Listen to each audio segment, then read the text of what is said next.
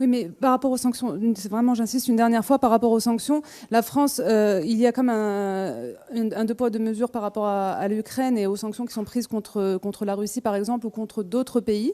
Des sanctions sont prises, et là, aucune sanction, on attend les résultats d'une procédure qui peut prendre des mois, voire des années, etc.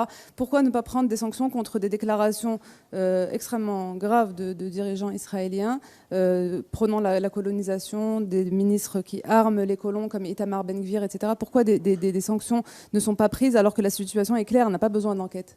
Je vois pas trop le parallèle, pour être très clair, entre Israël et Ukraine.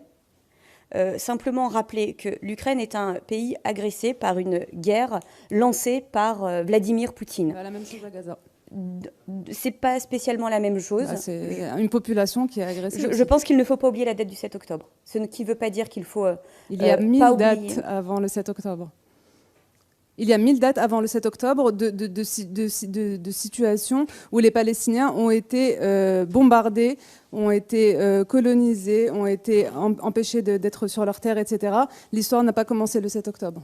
L'histoire n'a pas commencé le 7 octobre, mais l'histoire retiendra le 7 octobre, Ah oui. où il y a eu une attaque terroriste de grande ampleur qui a touché Israël, qui a touché des femmes, des enfants, des hommes, parce qu'ils étaient israéliens, parce qu'ils étaient juifs. Et certains sont français.